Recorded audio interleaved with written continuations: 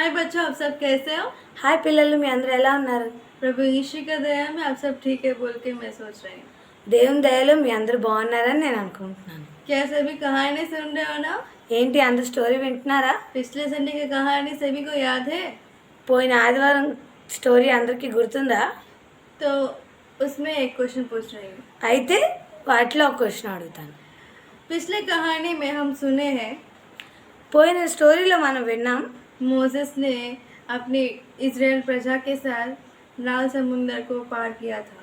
మోషే తన ఇజ్రాయెల్ ప్రజలతో ఎర్ర సముద్రాన్ని దాటాడు. तो उसके पहले ही అయితే వాటి ముందే मिस्र देश की राजा और उसकी सैनिक इजराइल प्रजा के ऊपर लड़ाई करने के लिए युद्ध करने के लिए आए थे। ఐగుప్తు యొక్క రాజు ఇంకా తన సైన్యం వాళ్ళతో యుద్ధం చేయడానికి వచ్చారు. तो उनके ऊपर आए बिना मोसेस ने प्रार्थना करने से स्वर्ग से एक दूत आया था। ఐగుప్తీయులు ఇజ్రాయెల్ మీదకి రాకుండా మోషే ప్రార్థన చేయక పరలోకం నుండి ఒక దూత వచ్చింది. तो वो किस रूप में आकर मोसेस और उनकी इजराइल प्रजा और मिस्र देश की प्रजा के बीच में कैसे थी? అది ఏ రూపంలో వచ్చి మోషే ఇంకా ఇజ్రాయెల్ ప్రజలకి ఐగుప్తీయుల ప్రజలకి మధ్యన ఉంది? उसको नीचे कमेंट करो। అది కింద కామెంట్ చేయండి. तो अभी इजराइल की प्रजा सभी कोई लाल समुद्र को पार कर गए। అయితే ఇప్పుడు ఇజ్రాయెల్ ప్రజలందరూ ఎర్ర సముద్రాన్ని దాటివేశారు కదా. तो अभी वो लोग उनकी यात्रा को उधर से वैसे आगे बढ़ते जा रहा है। ఇప్పుడు వాళ్ళు వాళ్ళ ప్రయాణాన్ని అక్కడి నుండి ఇంకా ముందుకు సాగిస్తూ ఉన్నారు. तो लोग किधर जा रहे हैं? అయితే వాళ్ళు ఎక్కడికి వెళ్తున్నారు? इजराइल प्रजा को तो मालूम नहीं है। ఇజ్రాయెల్ ప్రజలకైతే తెలియదు. क्या मोसेस ने उनको बताया है? ఏంటి మోషే వాళ్ళకి చెప్పారా? नहीं। లేదు. मोसेस ने उनको चला रहा है क्या? అయితే ఇప్పుడు మోషే వాళ్ళకి నడిపిస్తున్నాడా? नहीं।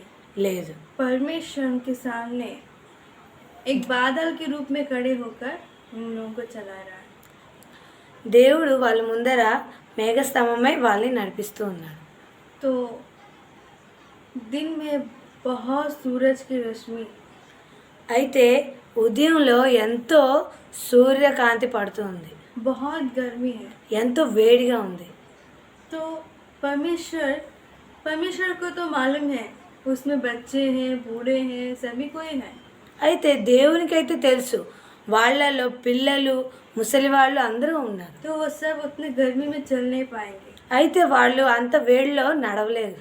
इसीलिए उन लोगों के लिए पूरा बादल छाया गया है। అందుకే వాళ్ళ కోసం మొత్తం మేఘం కమ్ముకుంది. और बादल छाने से रोशनी किधर से आएगा? అయితే మేఘం అంత కమ్ముకుంటే వెలుతురు ఎక్కడ నుండి వస్తుంది?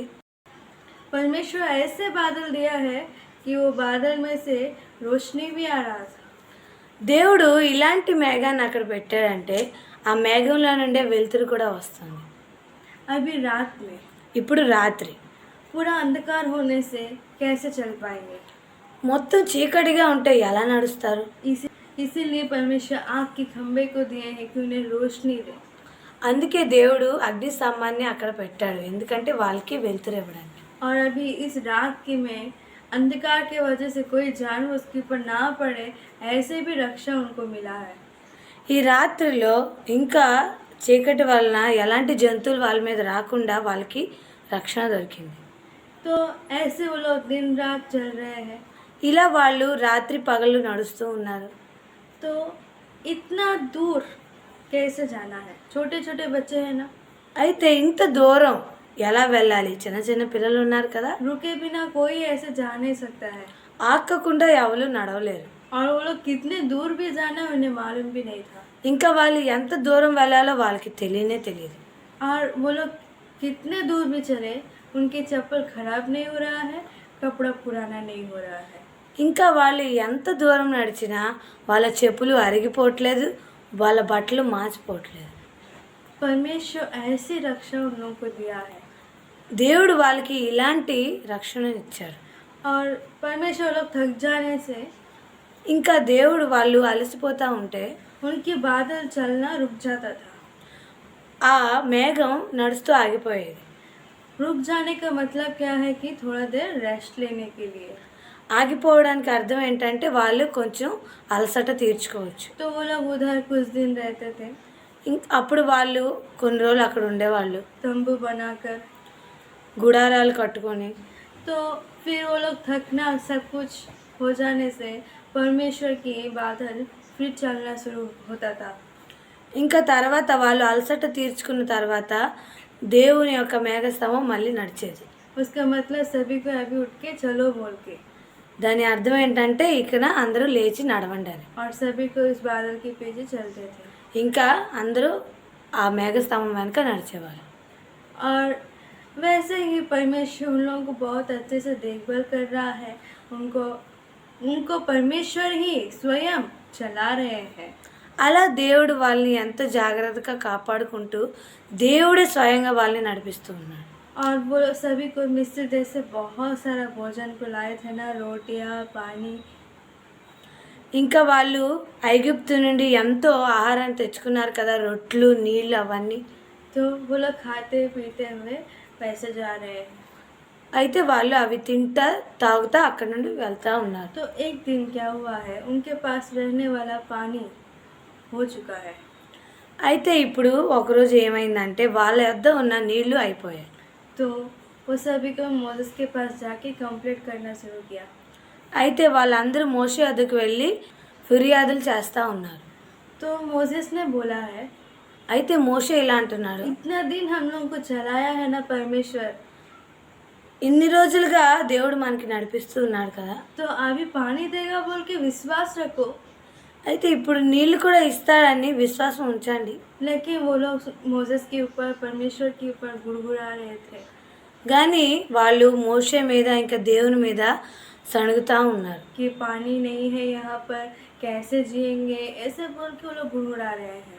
ఇక్కడ నీళ్ళు లేవు, ఎలా బ్రతకాలి అని ఇలా వాళ్ళు సణుక్కుంటూ ఉన్నారు. तो वहाँ पर उन लोगों को एक नदी की तरह मिला है।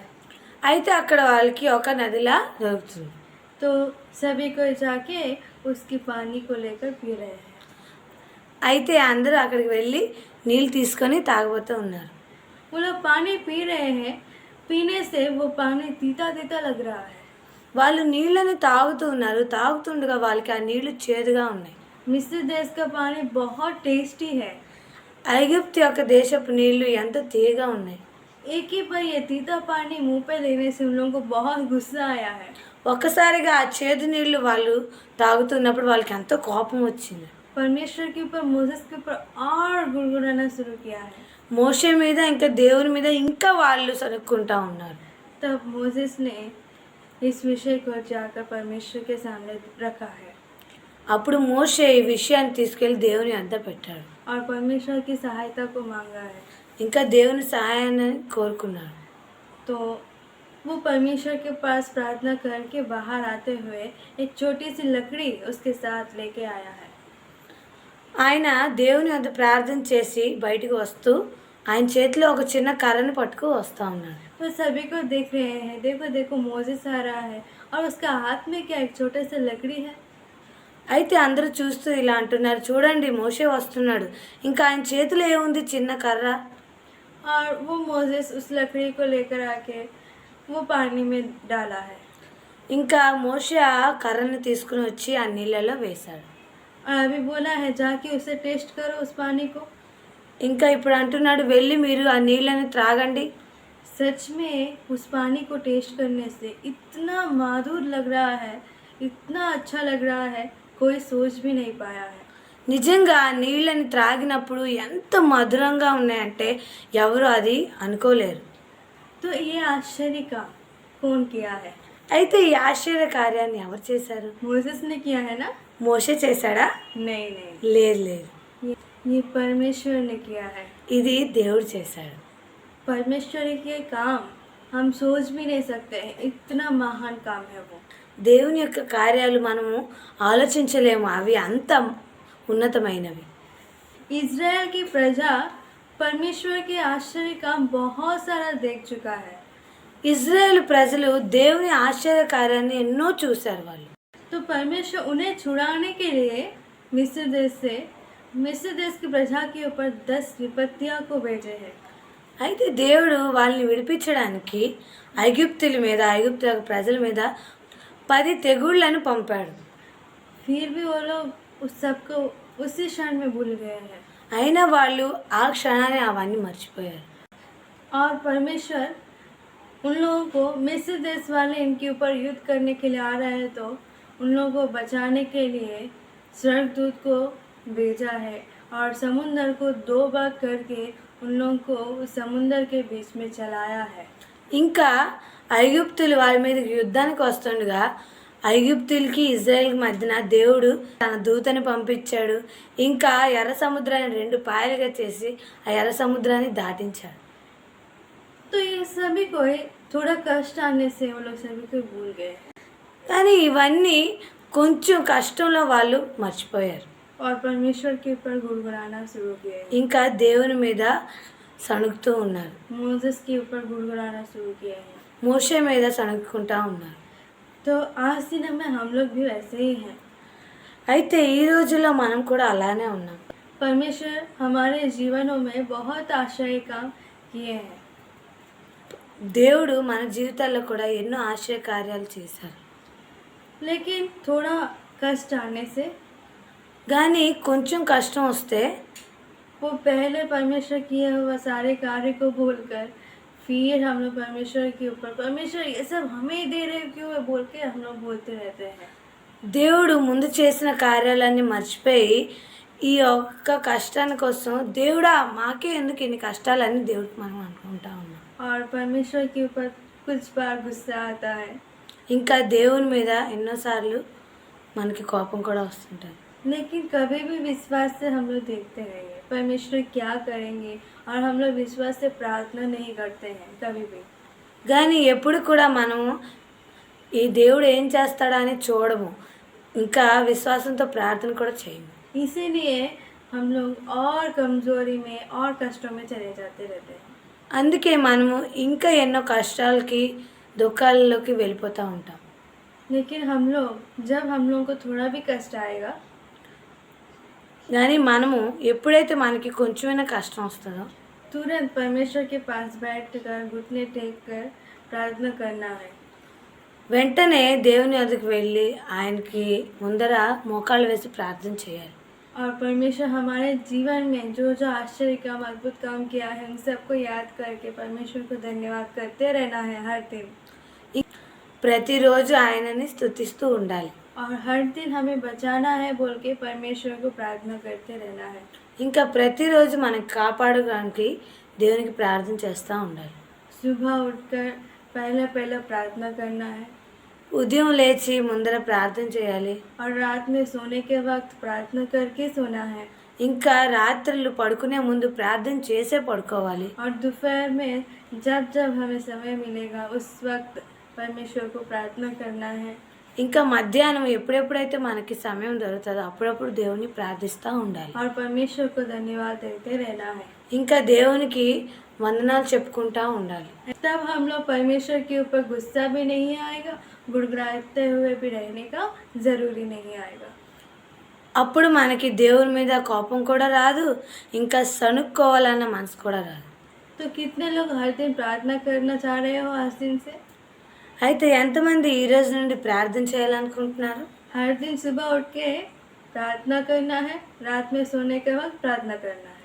ప్రతిరోజు ఉదయాన్నే లేచి ప్రార్థన చేసుకోవాలి, రాత్రి పడుకునే ముందు ప్రార్థన చేసుకోవాలి.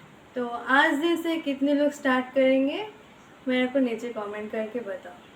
ఇంకా ఇప్పటి నుండి ఎవరైతే అది ప్రారంభించాలనుకుంటున్నారో నాకు కింద కామెంట్ చేసి చెప్పండి.